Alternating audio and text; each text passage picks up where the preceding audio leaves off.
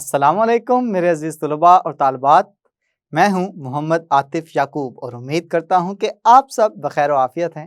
आप मुझसे पढ़ रहे हैं जमात दहम की फ़िज़िक्स और जमात दहम की फ़िज़िक्स में हम अपनी किताब का unit number 17 information and communication technology पढ़ रहे हैं। अपने इस सफ़र में हम इस मश्क की 2 मनाजिल अबूर कर चुके हैं, यानी कसीरुल इंतखाबी सवालात भी कर लिए और अपने पिछली क्लास के अंदर, पिछले लेक्चर के अंदर हम सवालात का अयादा, इस हिस्से के भी तमाम सवालात मुकम्मल कर चुके हैं। आज के लेक्चर में इस चैप्टर की आखिरी मंजिल आला तसव्वुराती सवालात के 3 जो सवालात हैं उनको हल करेंगे और देखेंगे कि उन सवालात को किस तरह से हल करना है और उनसे सीखने को हमारे पास क्या कुछ है। तो चलें बगैर किसी ताख़ीर के चलते हैं अपने लाइट बोर्ड की जानिब। जी तो मेरे अज़ीज़ तलबा और तालिबात, जैसा कि मैं लेक्चर के आगाज़ में बता चुका हूँ कि आज हम शुरू करने जा रहे हैं इस चैप्टर की आखिरी मंजिल, जिसका नाम है आला तसव्वुराती सवालात। आला तसव्वुराती सवालात हम जब भी शुरू करते हैं तो हम एक चीज़ पे बहुत ज़्यादा ध्यान रखते हैं, वो ये कि किस सवाल में हमने किस तसव्वुर का इतलाक़ करना है और कौन सी चीज़ को इस जगह पे हमने हिट करना है ताकि हमारा जवाब बिल्कुल ठीक तसव्वुर किया जा सके। अब सवाल पढ़ लेते हैं कि सवाल में हमसे पूछा क्या जा रहा है। सवाल में हमसे ये पूछा जा रहा है कि कम्युनिकेशन सिस्टम में ऑप्टिकल फाइबर सबसे ज़्यादा मौसर ज़रिया क्यों है। हमने ये देखा है अपने लेक्चर के अंदर कि कम्युनिकेशन सिस्टम 3 तरीक़ों से मुमकिन है। पहला तरीका ये था कि आप अपने पैगाम को बज़रिया वायर एक जगह से दूसरी जगह भेजें इलेक्ट्रिकल सिग्नल्स की सूरत में। दूसरा तरीका ये था कि आप अपना पैगाम बज़रिया रेडियो वेव्स भेजें, बज़रिया इलेक्ट्रोमैग्नेटिक वेव्स भेजें ख़ला के अंदर। या तीसरा तरीका हमने ये देखा कि आप अपने इंफॉर्मेशन को, आप अपने पैगाम को एक जगह से दूसरी जगह भेजने के लिए लाइट वेव्स का इस्तेमाल कर सकते हैं और ये लाइट वेव्स ऑप्टिकल फाइबर की मदद से एक जगह से दूसरी जगह आपकी इंफॉर्मेशन लेके जाएंगी। अब सवाल हमसे ये पूछा जा रहा है कि उन सब तरीकों में से, उन सब ज़राए में से सबसे बेहतर और सबसे मुअस्सर ज़रिया जो है वो ऑप्टिकल फाइबर है, ऐसा क्यों है? यानी उन तरीकों में कुछ तो कमियां कोताहियां होंगी ना, इस वजह से हमें ज़रूरत पड़ी कि हम अपना पैगाम ऑप्टिकल फाइबर के ज़रिए से एक जगह से दूसरी जगह भेजें। तो इसके लिए हमें देखना पड़ेगा माजी में हम जो सिग्नल भेजते थे एक जगह से दूसरी जगह, वो ज़्यादातर इलेक्ट्रिकल सिग्नल की सूरत में तारों की मदद से भेजते थे, बज़रिया वायर्स भेजते थे। तो अब मैं पहले बात करूंगा उस सब की कि वायर्स में हमें इंफॉर्मेशन भेजते हुए क्या क्या मसाइल दरपेश थे, और फिर मैं इसका कंपैरिजन करूंगा, इसका मवाजना करूंगा ऑप्टिकल फाइबर के साथ, और फिर हम इस बात पे मुत्तफिक हो जाएंगे, इस बात का फैसला सुना देंगे कि सब ज़राए में से, कि तमाम ज़राए में से जो डाटा भेजने की सबसे ज़्यादा सकत है, सबसे ज़्यादा मुअस्सर ज़रिया है, वो ऑप्टिकल फाइबर है। और ऑप्टिकल फाइबर लाइट वेव्स की सूरत में एक जगह से दूसरी जगह पैगाम भेजने के लिए इस्तेमाल किया जाता है। तो चलें सबसे पहले हम यहाँ पे पॉइंट्स लिखेंगे वायर्स के मुतालिक। तो यहाँ पे हेडिंग दे लें कि वायर्स में आप अगर अपना पैगाम भेजना चाहते हैं तो उसके क्या नुकसानात हैं, कि वायर्स में अगर कि क्यों हमें फिर ज़रूरत पेश आई कि वायर्स के ज़रिए हम ऑप्टिकल फाइबर का इंतखाब करें। तो हम इसको पॉइंट्स की सूरत में लिखेंगे। अब आप जानते हैं कि जो वायर्स हैं कि जिनके ज़रिए से सिग्नल एक जगह से दूसरी जगह भेजा जाता है, वो वायर्स अक्सर कॉपर की बनी होती हैं, क्योंकि कॉपर एक बेहतरीन कंडक्टर है। अब अगर कॉपर की वायर मैंने इस्तेमाल करते हुए अपना पैगाम एक जगह से दुनिया के किसी दूसरे कोने में भेजना है, तो इसका मतलब ये होगा कि कॉपर की वायर को मैं एक जगह से दूसरी जगह तक बिछाऊंगा। जब इतना ज़्यादा कॉपर की वायर्स का जाल बिछेगा तभी तो मुमकिन हो सकेगा कि मेरा मैसेज एक जगह से दूसरी जगह तक पहुंच सके। लेकिन चूंकि कॉपर एक महंगा कंडक्टर है, कॉपर का मटेरियल एक महंगा मटेरियल है, अब अगर मैं सारी जगहों पे कॉपर की वायर बिछाता रहूंगा तो मेरे खर्चे बहुत ही ज्यादा बढ़ जाएंगे जो कि मैं बर्दाश्त नहीं कर सकूंगा। तो इसका मतलब यह हो गया कि सबसे पहला नुकसान, सबसे पहला ड्रॉबैक कॉपर वायर को इस्तेमाल करने का यह है कि कॉपर वायर बहुत ही ज्यादा महंगी है। तो यहाँ पे हम कह देंगे कि वायर्स को मनसूख करने की जो पहली वजह बनी वो इसका महंगा होना बना। कि कॉपर की वायर जो होती हैं वो महंगी होती हैं, और महंगी क्यों होती हैं? तो अब मजीद आगे की जाने बढ़ेंगे कि दूसरी ऐसी क्या वजह बनी कि हमें वायर्स को मनसूख करना पड़ा और उसकी जगह ऑप्टिकल फाइबर को देनी पड़ी। अब आप जानते हैं कि वायर्स के अंदर रेजिस्टेंस भी होती है। अब हम अपने चैप्टर नंबर 14 के अंदर ये पढ़ के आए हैं कि जिस वायर की लेंथ, लंबाई ज्यादा होगी उसमें रेजिस्टेंस यानी कि रुकावट भी उतनी ज्यादा होगी। अब मैं चूंकि कह रहा हूं कि मुझे मैसेज भेजना है दुनिया के किसी एक कोने से दूसरे कोने तक, तो लाजमी तौर पे वायर के जरिए जाएगा। अब वायर अगर इतनी लंबी होगी तो उस इंफॉर्मेशन को, उस पैगाम को एक जगह से दूसरी जगह तक पहुंचने के लिए बहुत ही ज्यादा रुकावट का सामना करना पड़ेगा, जिसकी वजह से इंफॉर्मेशन बहुत ही देर बाद एक जगह से दूसरी जगह पहुंच सकेगी। तो इसको हम इस तरह से लिख सकते हैं कि वायर्स के जरिए मैसेज जो एक जगह से दूसरी जगह मैं पहुंचाना चाहता हूं यह सुस्त है, इसकी स्पीड स्लो है। अगला पॉइंट ये कि इस वायर की मदद से मैं जो डेटा एक जगह से दूसरी जगह पहुंचाऊंगा उसकी रेंज कम है।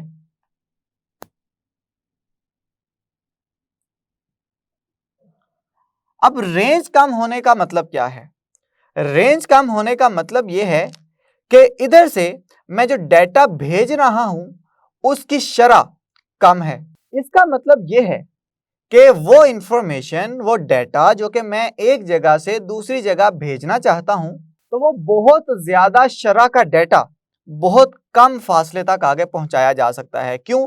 क्योंकि हमने कहा है कि ये सुस्त भी है, क्योंकि इसे ज्यादा रेजिस्टेंस का सामना करना पड़ेगा। ज्यादा रेजिस्टेंस का सामना करना पड़ेगा तो हमारे पास इंफॉर्मेशन भी ज़ाया होगी, क्योंकि हम इंफॉर्मेशन भेज रहे हैं इलेक्ट्रिकल सिग्नल्स की मदद से, और जब इसे रेजिस्टेंस का सामना करना पड़ेगा, रुकावट का सामना करना पड़ेगा, तो इलेक्ट्रिकल सिग्नल्स ज़ाया होने का खदशा है। और इलेक्ट्रिकल सिग्नल में चूंकि हमारी मालूमात छुपी हैं, इंफॉर्मेशन छुपी है, तो हम कहेंगे कि इस वजह से हमें वायर्स को रिप्लेस करना पड़ा, वायर्स को तब्दील करना पड़ा ऑप्टिकल फाइबर से। और सबसे आखिर में आप लिखेंगे कि इसका बहुत ज़्यादा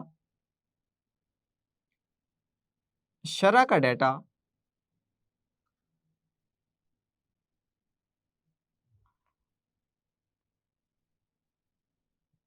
कम फासले तक पहुंचाया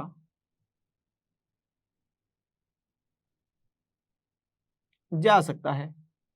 यानी कि अगर मैं बहुत ज़्यादा डाटा भेजना चाहता हूं, उसको डाटा को लेके जाने की जो काबिलियत है वायर्स के पास, वो ज़्यादा लंबे फासले तक नहीं है। वो सिर्फ थोड़े से फासले तक आपका ज़्यादा डाटा लेके जा सकती है। लेकिन अगर आप चाहते हैं कि आप पाकिस्तान से बाहर किसी दूर ऐसे मुल्क में भेजें कि जहाँ पे फासला बहुत ज़्यादा है, वहाँ वायर्स अपनी इस काबिलियत से महरूम हो जाती हैं कि आपका मैसेज इलेक्ट्रिकल सिग्नल की सूरत में एक जगह से दूसरी जगह पहुँचाए। तो इस वजह से हमें वायर्स को मनसूख करना पड़ा और वायर्स की जगह देनी पड़ी ऑप्टिकल फाइबर्स को। तो आप देखते हैं कि वायर्स की जगह हमने जब ऑप्टिकल फाइबर को चुना, तो ऑप्टिकल फाइबर में ऐसी क्या तब्दीलियां आई, ऑप्टिकल फाइबर्स में ऐसी क्या चीज़ें थीं कि जिनकी वजह से हमें ऑप्टिकल फाइबर ज़्यादा मौसर लगा। तो सबसे पहले तो ऑप्टिकल फाइबर चूंकि प्लास्टिक का बना होता है, तो इसको खरीदना भी सस्ता, इसको लगाना भी सस्ता, और इसको मेंटेन करना भी सस्ता। कि अगर कहीं पे खराबी आ जाए तो आसानी के साथ इसकी मेंटेनेंस की जा सकती है। और अगर वो प्लास्टिक का ऑप्टिकल फाइबर कहीं पे टूट गया है तो उसकी जगह हम नया लगा सकते हैं। इसके लिए हम लिखेंगे कि ऑप्टिकल फाइबर बनिस्बत वायर के एक सस्ती टेक्निक है। ना सिर्फ सस्ती टेक्निक है, बल्कि चूंकि हम ये कह चुके हैं कि ऑप्टिकल फाइबर में जो फासला, जो इंफॉर्मेशन आपकी एक जगह से दूसरी जगह जाएगी, वो किसकी मदद से जा रही है? लाइट वेव के जरिए। और आप जानते हैं कि लाइट वेव्स इस कायनात की सबसे तेज तरीन चीज है, यानी कि कायनात में रोशनी से ज्यादा किसी भी चीज की स्पीड नहीं है। तो इसका मतलब यह हुआ कि आपका डाटा बगैर किसी डिले के फौरी तौर पे एक जगह से दूसरी जगह पहुंच जाएगा। तो इसका मतलब यह हो गया कि डाटा की तेज रसाई इसके साथ मुमकिन है। मजीद ये कि हमने कहा कि वायर्स जो हैं उनकी रेंज कम होती है, लेकिन इसके बरअक्स ऑप्टिकल फाइबर्स की जो रेंज है वो बहुत ज़्यादा होती है। रेंज ज़्यादा होने का मतलब ये है कि एक तो इसके अंदर जो सिग्नल्स ज़ाया होने का ख़तरा है वो बहुत ही कम है, क्योंकि हम जानते हैं कि ऑप्टिकल फाइबर में जो डाटा ट्रांसमिट हो रहा होता है, डाटा की जो ट्रांसमिशन हो रही होती है, वो हो रही होती है टोटल इंटरनल रिफ्लेक्शन की मदद से। और टोटल इंटरनल रिफ्लेक्शन में आप जानते हैं कि सिग्नल हमेशा कोर से निकलेगा और कोर के अंदर ही वापस रिफ्लेक्ट होके आ जाएगा। सिग्नल चूंकि कोर के अंदर अंदर ही रह रहा है, बाहर निकल ही नहीं रहा, तो इंफॉर्मेशन के ज़ाया होने के खतरात जो हैं बहुत हद तक कम हो गए हैं। तो हम ये कह सकते हैं कि इंफॉर्मेशन जो ज़ाया हो रही थी यहाँ पे ज़्यादा, यहाँ पे जो इंफॉर्मेशन का ज़िया है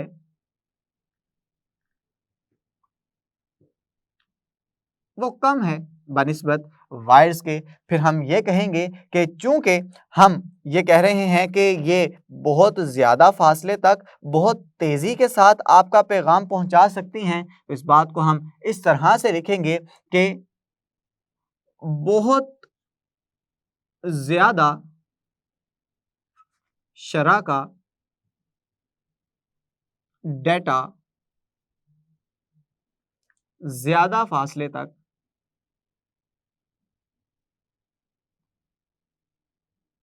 पहुंचाया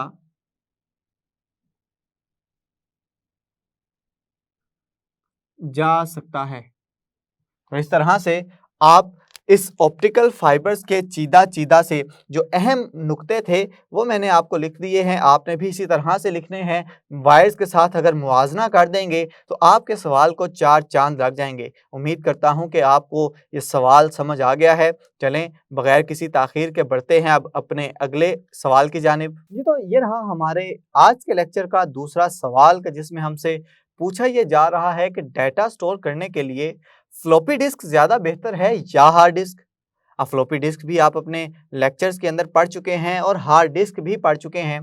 तो हम फ्लॉपी डिस्क और हार्ड डिस्क दोनों की अहम खसूसियात लिखेंगे डाटा स्टोरेज के हवाले से, और फिर ये फैसला करेंगे कि क्या हार्ड डिस्क ज़्यादा बेहतर है डाटा स्टोर करने के लिए या फ्लॉपी डिस्क। तो चलें सबसे पहले यहाँ पे हेडिंग दे लेते हैं फ्लॉपी डिस्क की। इसका मतलब ये हो जाएगा कि इस जगह पे हम जितनी भी खसूसियात लिखेंगे वो सारी की सारी मुतल्लिक होंगी फ्लॉपी डिस्क के।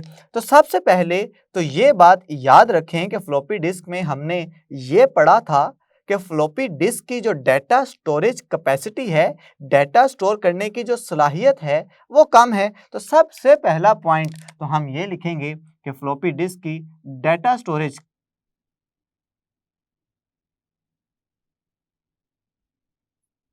कम है। और ये कितनी कम है? आपने अपने लेक्चर्स के अंदर पढ़ा था कि फ्लॉपी डिस्क ज़्यादा से ज़्यादा 3 MB से 5 MB तक यानी मेगाबाइट्स तक डाटा को स्टोर कर सकती हैं। अब अगर इतना कम डाटा स्टोर कर सकती हैं तो आपको हिंट तो मिल गया होगा कि फ्लॉपी डिस्क ज़्यादा बेहतर है या हार्ड डिस्क ज़्यादा बेहतर है। लेकिन हम एक ही दलील से तो काम नहीं चलाएंगे, हमें कम से कम 3 या 4 दलाइल तो देना पड़ेंगे जिससे ये बात ठोस सबूत के तौर पे पेश हो जाए कि जी हमारे पास हार्ड डिस्क ज़्यादा बेहतर डिवाइस है। उसके बाद अगला पॉइंट ये लिखेंगे कि फ्लॉपी डिस्क पे जो डाटा स्टोर किया जाता है ये आर्जी तौर पे स्टोर किया जाता है। ये लिख देंगी फ्लॉपी डिस्क पे आर्जी तौर पर स्टोर किया जाता है डाटा को। और साथ ही साथ ये भी याद रखिएगा कि फ्लॉपी डिस्क जो है ये काबिले एतमाद नहीं है, काबिले एतमाद नहीं है। इसका मतलब हो गया कि हम इन पर एतमाद नहीं कर सकते डाटा स्टोरेज के हवाले से। लेकिन अक्सर बच्चों को इस बात पे कन्फ्यूजन क्रिएट होगी, परेशानी का सामना करना पड़ेगा कि जब मैंने पढ़ाया था कि फ्लॉपी डिस्क रिलायबल भी हैं, काबिले एतमाद भी हैं, सस्ती भी हैं और छोटी भी हैं। तो वहाँ पे मैंने पढ़ाया था काबिले एतमाद हैं, यहाँ पे पढ़ा रहा हूँ काबिले एतमाद नहीं है। तो दोनों में क्या तज़ाद आ गया? मैंने पहले क्या गलत पढ़ा दिया कि जो अब ठीक कर रहा हूँ आपको? तो याद रखिएगा जहाँ पे मैं कह रहा था कि ये काबिले एतमाद हैं, वो सिर्फ छोटे डाटा के लिए हैं जो 3 से 5 एमबी तक होगा। और ये जो डाटा है जो 3 से 5 एमबी तक का जो डाटा है ये भी बिल्कुल मुख्तसर मुद्दत के लिए उस फ्लॉपी डिस्क पे स्टोर रह सकता है। तो आगे हम ब्रैकेट के अंदर लिख लेते हैं ताकि मजीद इस बात को वाज़िया कर दिया जाए चेक करने वाले के पास कि काबिले एतमाद नहीं किस वजह से, किस डाटा के लिए, ज़्यादा डाटा के लिए। थोड़े डाटा के लिए अगर मुख्तसर मुद्दत के लिए बात करेंगे तब ये काबिले एतमाद हैं, लेकिन अगर ज़्यादा डाटा हो तो ज़्यादा डाटा के लिए ये काबिले एतमाद नहीं है। और मज़ीद ये भी हमने देखा था कि इससे मज़ीद इस बात के हक में दलाइल देने के लिए आप ये कहेंगे कि क्योंकि फ्लॉपी डिस्क पे जो डाटा स्टोर किया जाता है वो मैग्नेटिक फील्ड की सूरत में किया जाता है, तो अगर इसे कुछ अरसे के लिए बैरूनी मैग्नेटिक फील्ड के ज़ेरे असर छोड़ दिया जाए तो वो डाटा गुम हो सकता है, वो डाटा उस फ्लॉपी डिस्क से उड़ सकता है। तो इस वजह से फ्लॉपी डिस्क को हम ये कहेंगे 3 पॉइंट्स दे के, 3 दलाइल दे के कि फ्लॉपी डिस्क का इस्तेमाल इस कदर अच्छा नहीं है। लेकिन अगर इसके मुकाबले में हार्ड डिस्क को आपने सही साबित करना है तो लाजमी बात है कि हार्ड डिस्क की आप कुछ तारीफ़ें करेंगे, हार्ड डिस्क की कुछ खसूसियात लिखेंगे जिसकी वजह से आप ये बात कन्विंस कर सकें उसको, आप इस बात का उसे यकीन दिला सकें कि हार्ड डिस्क यकीनी तौर पे फ्लॉपी डिस्क से बेहतर है। तो सबसे पहले तो बताना पड़ेगा आपको कि इसकी डाटा स्टोरेज कैपेसिटी ये ज़्यादा है। और ये कितनी ज़्यादा है आप जानते हैं कि मार्केट्स के अंदर अब जो हार्ड डिस्क आ रही हैं ये 1000 जीबी तक आ रही हैं। तो ये आप लिख सकते हैं कि इसकी डाटा स्टोरेज कैपेसिटी अब इतनी ज़्यादा बढ़ चुकी है कि मार्केट में अब 1000 जीबी यानी गीगाबाइट्स वाली हार्ड डिस्क भी अब दस्तयाब हैं। अब इसका मुकाबला करें 5 एमबी और 1000 जीबी, तो 5 एमबी कितना बनेगा? 5 एमबी बनता है 5 ज़रब 10 की ताकत 6 बाइट्स के बराबर, जबकि 1000 जीबी बनेगा 1000 ज़रब गीगा, आप जानते हैं बराबर होता है 10 की ताकत 9। तो देखें यहाँ पे 3 जीरो हैं, इसको मजीद अगर सिंप्लीफाई करें तो ये बन जाएगा 1 ज़रब 10 की ताकत 12 बाइट। वहाँ पे सिर्फ 6 10 की ताकत 6 बाइट्स हैं, यहाँ पे 10 की ताकत 12 बाइट्स हैं। तो यकीनी तौर पे हम ये कह सकेंगे कि हार्ड डिस्क डाटा को स्टोर करने के लिए एक बेहतरीन इंतखाब है हमारे पास। मज़ीद इसके हक़ में दलाइल देने के लिए हम ये कहेंगे कि हार्ड डिस्क पे जो डाटा स्टोर किया जाता है वो मुस्तकिल तौर पे डाटा स्टोर होता है, यानी कि मुस्तकिल तौर पर डाटा स्टोर किया जा सकता है। और हम ये भी कहेंगे कि अगर ज़्यादा डाटा स्टोर करना है लंबे अरसे के लिए तो ये काबिले एतमाद भी हैं। और काबिले एतमाद किसके लिए हैं? बहुत ज़्यादा डाटा के लिए। और ये बहुत ज़्यादा डाटा को अगर मैं बहुत ज़्यादा मुद्दत के लिए भी अपने कंप्यूटर में महफूज रखना चाहता हूँ तब भी हार्ड डिस्क पे मैं एतमाद कर सकता हूँ। तो ये जो वो पॉइंट्स हैं जिससे हमें इस बात का सबूत मिल गया कि हार्ड डिस्क यकीनी तौर पे फ्लॉपी डिस्क से ज़्यादा अच्छी स्टोरेज डिवाइस है, तो हम इस बात को इन अल्फाज का सहारा लेके बयान कर देंगे कि डाटा को स्टोर करने के लिए फ्लॉपी डिस्क से ज़्यादा बेहतर इंतखाब हमारे पास हार्ड डिस्क है। और इसके दलाइल हम ऊपर दे चुके हैं। तो उम्मीद करता हूँ कि आपको इस सवाल की भी समझ आई होगी। चलें बढ़ते हैं आज के लेक्चर के आखिरी सवाल की जानिब। तो ये रहा हमारे इस यूनिट नंबर 17 का आखिरी सवाल, जिसमें हमसे कहा ये जा रहा है कि रैम और रोम में क्या फ़र्क है। अब आप जानते हैं कि रैम और रोम कंप्यूटर की मेमोरीज की दो अकसाम हैं। तो इसमें चूंकि फ़र्क पूछा जा रहा है तो हम एक जगह पे रैम लिख लेंगे, दूसरी जगह पे रोम लिख लेंगे। रैम की सारी खसूसियात लिखेंगे, रोम की सारी खसूसियात लिखेंगे और देखेंगे कि इनमें क्या चीदा चीदा फ़र्क हैं, क्या चीदा चीदा नुक्ते हैं कि जो रैम और रोम में फ़र्क डालते हैं। तो सबसे पहले तो यहाँ पे हेडिंग दे दी जाएगी रैम की, और जिसे इंग्लिश में RAM के तौर पे लिखा जाता है, और इस जगह पे हेडिंग दे देंगे रोम की, और रोम को हम ROM लिखते हैं। तो सबसे पहला और बुनियादी जो फ़र्क है वो तो इनके मुखफ़फ़ का है। हम इन दोनों के मुखफ़फ़ लिखेंगे। हम जानते हैं कि रैम का जो मुखफ़फ़ है, मैं आपको पहले ही बता चुका हूँ इस किताब के अंदर जब मैंने पढ़ाया था आपको, कि रैम का मतलब है रैंडम एक्सेस मेमोरी। और इस मुखफ़फ़ को आपने अच्छे तरीके से याद भी कर लेना है, क्योंकि अक्सर MCQs के अंदर, कसीरुल इंतखाबी सवालात के अंदर ये सवाल पूछ लिया जाता है कि रैम किस चीज़ का मुखफ़फ़ है। तो रैम R आता है जी रैंडम के लिए, A आता है एक्सेस के लिए, और M आता है मेमोरी के लिए। इसके बरअक्स रोम जो है, रोम आता है, R आएगा रीड के लिए, O आएगा ओनली के लिए, और M आएगा मेमोरी के लिए। तो रैम आ गया जी रैंडम एक्सेस मेमोरी, और रोम आ गया रीड ओनली मेमोरी। दूसरी बात ये याद रखिएगा कि ये कंप्यूटर की मेन मेमोरी होती है, और इसके बरअक्स रोम जो है ये मेन मेमोरी नहीं होती।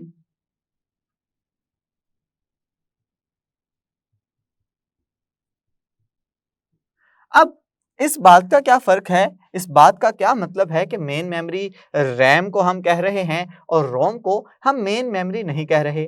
याद रखें कि मेन मेमोरी वो होती है कंप्यूटर के स्टार्टअप में, कंप्यूटर के चलते वक़्त उसको मदद देती रहेगी।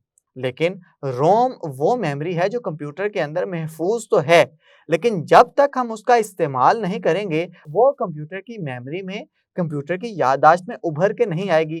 फ़र्ज़ करें कि आपके कंप्यूटर में फ़िज़िक्स का कोई लेक्चर पड़ा हुआ है, आप उस फ़िज़िक्स के लेक्चर को जब तक सुनेंगे नहीं, वो कंप्यूटर की मेन मेमोरी में नहीं आएगा। आप उस लेक्चर को कंप्यूटर के अंदर महफ़ूज़ तो रखे हुए हैं, उसकी मेमोरी के अंदर तो रखे हुए हैं, लेकिन जैसे ही आप उस लेक्चर को ओपन करेंगे, लेक्चर खोलेंगे, तो लेक्चर खोलने के बाद वो लेक्चर आपकी मेन मेमोरी में शिफ्ट हो जाता है, मेन मेमोरी में आ जाता है। जैसे ही आप इस मेमोरी को बंद करेंगे तो ये मेमोरी दोबारा से गायब हो जाएगी। जब तक आप इसे दोबारा से इस्तेमाल नहीं करेंगे, ये कंप्यूटर की याददाश्त के अंदर नहीं आएगी। तो इस तरह से हम कह सकते हैं कि रैम उसकी मेन मेमोरी होती है और रोम उसकी मेन मेमोरी नहीं होती। मज़ीद इस बात में याद रखें कि ये जो रैम है, रैंडम एक्सेस मेमोरी, ये वोलेटाइल मेमोरी होती है। अब वोलेटाइल का क्या मतलब है? वोलेटाइल का मतलब ये है कि आप अगर कंप्यूटर इस्तेमाल कर रहे हैं और कंप्यूटर इस्तेमाल करते-करते कंप्यूटर किसी वजह से बंद हो गया, फ़र्ज़ करें लाइट के चले जाने से कंप्यूटर बंद हो गया, तो जो काम आप कंप्यूटर की याददाश्त में महफ़ूज़ करवा रहे थे, अभी आप एक लेटर टाइप कर रहे थे, एक ख़त लिख रहे थे, लेकिन ख़त लिखते-लिखते लाइट चली गई, तो आपका वो लिखा गया ख़त सारे का सारा वेस्ट हो जाएगा। तो हम इस तरह से इसे कहेंगे कि रैम मेमोरी वोलेटाइल मेमोरी है। वोलेटाइल को अगर आसान लफ्ज़ों में याद रखना है, तो याद रखिएगा, इसे हम कहते हैं उड़ जाने वाली, ख़त्म हो जाने वाली मेमोरी है ये। जबकि इसके बरअक्स जो रोम है, ये नॉन वोलेटाइल मेमोरी होती है। नॉन वोलेटाइल का मतलब ये है कि ये कंप्यूटर में हमेशा महफूज रहेगी, चाहे इलेक्ट्रिसिटी आ रही है, चाहे कंप्यूटर चल रहा है या नहीं चल रहा, ये हमेशा कंप्यूटर के अंदर सेव रहती है। एक फ़र्क याद रख लें कि रैंडम एक्सेस मेमोरी में जितनी भी चीज़ें होती हैं, आप उनको तब्दील भी कर सकते हैं, आप उसको लिख भी सकते हैं, उसको पढ़ भी सकते हैं। चूँकि रैंडम एक्सेस मेमोरी है, आप इसके अंदर कोई भी तब्दीली ला सकते हैं। तो हम कहेंगे कि हम रैंडम एक्सेस मेमोरी में तब्दीली जो है वो मुमकिन होती है, लेकिन रीड ओनली मेमोरी, सिर्फ़ और सिर्फ़ आप इसको पढ़ सकते हैं, लिखा नहीं जा सकता। तो इसका मतलब ये हो गया कि कि रीड ओनली मेमोरी जो रोम है उसमें जो तब्दीली अगर आप लाना चाहते हैं तो वो तब्दीली लाना नामुमकिन होगा। तो इसी के साथ हमारा रैंडम एक्सेस मेमोरी और रीड ओनली मेमोरी यानी कि रैम और रोम में फ़र्क वाज़िया हो गया। उम्मीद करता हूँ कि आप ये फ़र्क भी समझ गए होंगे और इसके नोट्स भी बना लेंगे। जी तो मेरे अजीज़ तलबा और तालिबात, आपने आज के लेक्चर में सीखा आला तसव्वुराती सवालात का हल। इसमें 17.1, 17.2 और 17.3 सवालात को हल करना आपने सीख लिया है और इसी के साथ हमारा ये चैप्टर नंबर 17 यानी कि इंफॉर्मेशन एंड कम्युनिकेशन टेक्नोलॉजी भी अपने इख्तिताम को पहुंचा।